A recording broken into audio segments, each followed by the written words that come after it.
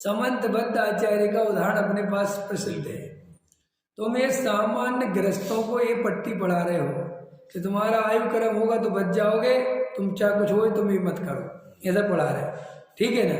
और जबकि रियलिटी ये है कि उस परिणामों की, उस स्थिति की, उसकी अभी क्या उम्र है, क्या स्थिति है, वो सब देखना पड़ता है, क्योंकि सब में निमित्त नैमित्तिक संबंध है। नहीं समझ? अभी जैसे आप रोटी छोड़ दो और बिल्कुल मत खाओ और ये सोचो कि जब आयु कर्म जब तक होगा तब तक जीऊंगा, रोटी से थोड़ी जीता हूँ, तो कितने दिन जीवोगे?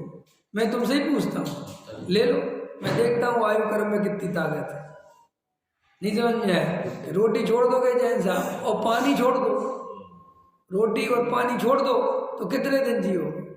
भाई महीना भर जी लोगे, 2 महीना जी लोगे? नहीं, सब आयु कर्म पूरा हो, जब तक नहीं हो, देखो ना, अभी देखते हो आयु कर्म कितना है तुम्हारा।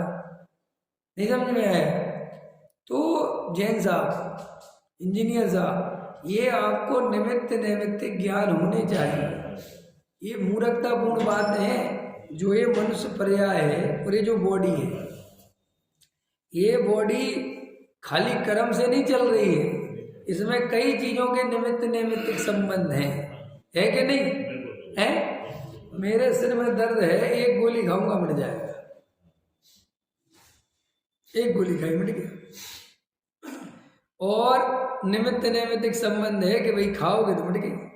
साहब आप हार्ट बदल दो, नहीं समझ में आया? आज इतने उपचार में कि नहीं साहब हम देखते हैं तो छोड़ दो, देखते हैं हम कितनी देर होता है, क्या होता है। तो जगत के द्रव्य क्षेत्र काल भाव का ज्ञान जरूर होना चाहिए। मैं आपको समंतबद्ध की कहानी बता रहा था कि समंतबद्ध मुनिराज को भस्मक व्याधि नाम का रोग हो गया, ठीक है, जवान थे बिल्कुल, और अब रोग हो गया तो उनके गुरु के पास गए तो उनने क्या किया कि छोड़ो ये दीक्षा, हल में है कि नहीं है, और जाके जैसे बने, ये शब्द है, जैसे बने इसको मिटाओ। अब एक महाव्रत के धारी, सत्य महाव्रत के धारी, ख्याल में है कि नहीं? तो उनने तो प्रतिज्ञा पूर्वक महाव्रत लिए होंगे, कैसे ऐसे ही ले लिए, ऐसे ही छोड़ दिए कि नहीं सब मुनि धर्म पूरा का पूरा, और उसको भी छोड़ दिया। ये नहीं कहा कि अरे आयु कर्म है जब तक क्या चिंता है, क्या कर लेगा भस्मक व्याधि रोग के, ना, ऐसा नहीं है। इसका उपाय करो, कोई आफत नहीं आ रही, पर जब उपाय करके जब रोग ठीक हो जाएगा तो फिर दीक्षा ले लेंगे। अब ये आपके सामने कोई छोटी मोटी हस्ती नहीं है समंतबद्ध आचार्य, और उनके गुरु कितनी बड़ी हस्ती होंगी। इतने भावलिंगी संत जब अपने शिष्य को आयु कर्म के भरोसे नहीं छोड़ते, कर्म के भरोसे नहीं छोड़ते, वो कहते ना इसका उपचार करो जाओ, और वे कह रहे हैं समंतबद्ध, ना तुम कैसी बातें कर रहे हैं महाराज मैं तो नहीं करता। कह रहे भैया भी बहुत काम करना है तुम्हें, ख्याल में आया ना? ऐसे मनुष्य भाव को बर्बाद करने के लिए नहीं मिली है मनुष्य भाव कि मर जा, मनुष्य भाव के साथ कुछ नहीं रहेगा, मैं तो पक्का श्रद्धांजलि रहूंगा, ऐसे इसके लिए नहीं मिली है मनुष्य पर्याय भैया, बहुत कीमती है मनुष्य पर्याय। डॉक्टर साहब तो ये भी समझा दे कि मर के मिलेगा क्या, क्या मिलेगा? एक प्रतिज्ञा पूरी करी तुमने, क्या मर जाऊंगा, मैं नहीं करूंगा, तो मर के मिलेगा क्या कि स्वर्ग चलेगा उधर? तो स्वर्ग में तो अभी जितना संयम है वो भी छूट जाएगा, और आकुलता मिलनी वैसे भूख मिलने।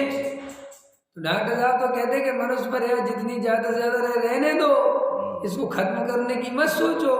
और देखो भाई, द्रव्य क्षेत्र काल भाव अपने हाथ में नहीं है, अपन दुनिया नहीं बदल सकते, कोई एक आदमी दुनिया नहीं बदल सकता। ये तो दुनिया का प्रवाह जैसा बढ़ता है, भागता है, वैसे भागना। अब पूरे में इंटरनेट का जाल बिछ गया। मैं भी 2-3 दिन पहले से विचार कर रहा था, 1-2 मित्रों से बात भी हुई कि भाई आपको आधुनिकता ने, आज के विज्ञान ने आपको मौत के करीब बहुत ला दिया है, आप मौत के बहुत करीब हो। ख्याल में ये मत सोचना जैन साहब, इतने करीब है हम मौत के कि कौन सी घटना कब हो जाए अब उसका कोई पता नहीं। पहले का आदमी गांव में रहता था, अपने खेत का शुद्ध खाता था, खेत में डला रहता था, वही खेती बाड़ी करता था, ना तो उसमें कोई कार चढ़ाने वाला था, ना कोई कार चढ़ाने वाला था, है ना कोई इंटरनेट था, ना कोई कैंसर था, ना कोई पराबिग्नि किरणें थी, ना वायरस थे, ना कुछ थे, अपना मस्त रहता था। और सुनो 90-90 100-100 साल तक जीते रहते थे। ख्याल में है ना, कुछ नहीं पता। अब आज का देखो तुम, आज का मैंने भी गणित बैठाया था, आदमी अब 40 साल से ज़्यादा जवान बचे ही नहीं। मैंने अभी 40 साल का आदमी होते ही पूरा शरीर खत्म है। कहने को 40 साल है, बीपी की प्रॉब्लम, शुगर की प्रॉब्लम, ओ भाई साहब अब शरीर साथ नहीं दे रहा, अब चला नहीं जाता है। 40 साल की उम्र पूरे बाल सफ़ेद हो रहे हैं, हो रहे कि नहीं हो रहे हैं? कैंसर हो रहा है, 30 साल की उम्र में हार्ट फेल हो रहे हैं। और सुनो ये सब चीज़ें अपनी जगह है, और मोटर कार गाड़ियाँ इतनी बढ़ रही हैं, इतनी मात्रा में बढ़ गई है कि तुम स्कूटर लेके कृष्णानगर तक घर पहुंच जाओ सलामत, यही बहुत है। हो गया ना, एक की बात नहीं है, ये तो अपन जानते हैं, रोज होते रोज। मैं तो रोड पे से निकलता हूँ, रोज गिरता है कोई कि क्यों कि भैया सबको जल्दबाजी है, सबके पास गाड़ियां हैं, 4-4 पहियों की गाड़ी तेज चला रहे हैं, स्मोकिंग कर रहे हैं, मोबाइल पे फोन पे बात कर रहे हैं, है ना, और चला रहे हैं। क्या करें, और जो पूरा इंटरनेट का जाल बिछा हुआ है, इससे पूरे से वो किरणें वो निकल रही हैं, वो सब इफेक्ट कर रही हैं। अपन को पता थोड़ी है कि अपन के इससे कैंसर हो रहा है। जे और सुनो, सब्जियों में घिया तोरी में इंजेक्शन लग लग के आ रहे हैं। अबे जैन ही सबसे ज़्यादा कैंसर पीड़ित हो रहा है, क्योंकि जैन ही घिया तोरी सबसे ज़्यादा खाते हैं। अपन आलू खा नहीं सकते, ख्याल में है ना। और जो घिया तोरी खाते हैं, और घिया तोरी में दवा के इंजेक्शन लगाते हैं, वो इंजेक्शन इतना इफेक्टेड होता है, इतना ज़्यादा इफेक्ट करता है शरीर को, जिसका कोई उपाय नहीं। अब ये द्रव्य क्षेत्र काल भाव आ गए, अब क्या करोगे तुम? है अब तुम्हारे पास इसका तो त्याग है, और वहाँ पे एंटीबायोटिक खाते फिरो, जिनसे एंटीबायोटिक मिलता है वो तुम्हें त्याग करा रखा है नेचुरल, और वो एंटीबायोटिक उसी में डाल रखा है। पकड़ में आ रहा है मैं तुमसे क्या कहना चाहता हूँ? नहीं समझ में आ रहा? तुम अदरक नहीं खाते, तुम गाजर नहीं खाते, तुम लहसुन नहीं खाते, और उसी का एंटीबायोटिक है ये सब चीजें, इसी का निकाल के उनने दवाई में डाल रखा है। और दवाई तो तुम खा लेते हो, क्योंकि तुम्हारा दवाई का त्याग है नहीं, और ये तुम खाते नहीं। तो भैया हमारे जीवन में द्रव्य क्षेत्र काल भाव का ज्ञान होना बहुत जरूरी है। देखो भाई, ये संयम जो है, ये वास्तव में बाहर का द्रव्य क्षेत्र काल भाव, सम्यक दृष्टि ज्ञानी धर्मात्मा जीव भी हो, आत्मज्ञानी भी हो, वो भी क्या कर सकता है? वो तो बाहर का जो वातावरण है वो तो है, उसमें वो भी क्या कर सकता है? अगर सम्यक दृष्टि हो कोई, तो वो भी घिया थोड़ी खाएगा तो उसे भी इंजेक्शन ही वाला मिलेगा। क्या करे बताओ? है क्या करेगा वो? जो भी करेगा बाहर के तरफ है, अब बाग बगीचा लगाओ कि घर पे बाग बगीचा लगाओ, घर ही नहीं इतना बड़ा कि बाग बगीचा रह लो, इतना ही बहुत है। बाग बगीचा तो, और बाग बगीचा लगाओ तो ये कहते हैं कि उसमें उससे ज्यादा हिंसा है। जितने जीव तुम बचाओगे नहीं, उतना तो बाग बगीचा लगा के 2 इंद्री 3 इंद्री 4 इंद्री तक निपटाते जाओगे, क्योंकि उसमें चीटे पतंगे सब होते हैं खेती किसानी में, और वे सब मरते हैं। क्या उपाय? अब सोचो भैया, शांति से, समता से, ख्याल में है कि नहीं है? बिल्कुल परेशान ना हो, और अपने जीवन में जितना दिमाग लगाओ कि किस रूप में, कि व्यर्थ की खींचातानी मत करो, सहजता से रहो, सहज रहो, अपना दाल रोटी खाओ। ख्याल में है कि नहीं आया? और जानो कि भैया अब ज़्यादा आयु क्रम नहीं है, अब ज़्यादा स्वस्थ रहने का उपाय नहीं है, क्योंकि समय आ गया है। तो अब जैसे ये कलिकाल पंचम काल है, तो इस पंचम काल में आचार्य भगवंतों ने साफ साफ लिख दिया कि इसमें सहनन कमजोर है।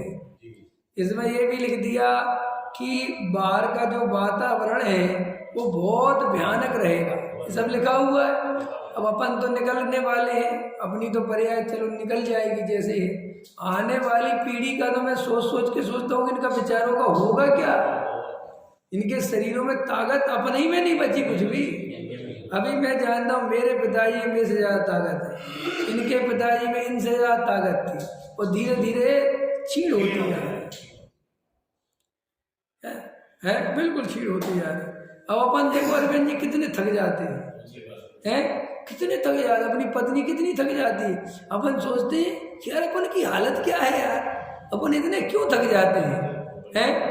वो बेचारे लेबर काम करती रहती है, रात और दिन लगी रहती है। वो औरतें बेचारी दूसरों के घरों में बर्तन मांजती हैं, झाड़ू पोंछा करती हैं, 10 लोग फिर अपने घर की रोटी बनाती है। तो क्या करें, क्या भाई अपन किसके बर्तन मांजने लगे, अब अपन कौन सी मजदूरी करने लगे। ख्याल में देखो कैसा नियम है, पहले तो ऐसा सिस्टम था उदय की विचित्रता। आजकल इस पे बहुत रिसर्च कर रहे हैं कि वर्तमान के उदय जैसा बड़े खतरनाक है। देखो ऐसे उदय हैं, एक काम वाली है, एक जो मजदूर आदमी है उसके पास रोटी नहीं है, काजू किशमिश नहीं है, खाना नहीं, लेकिन उसका शरीर मजबूत है और वो मेहनत बहुत कर रहा है, लेकिन उसको बेचारे भोगने की कुछ है नहीं उसके पास। और जिनके पास भोगने के लिए है, दिमाग है, उनको साफ भोगने की क्षमता नहीं दी।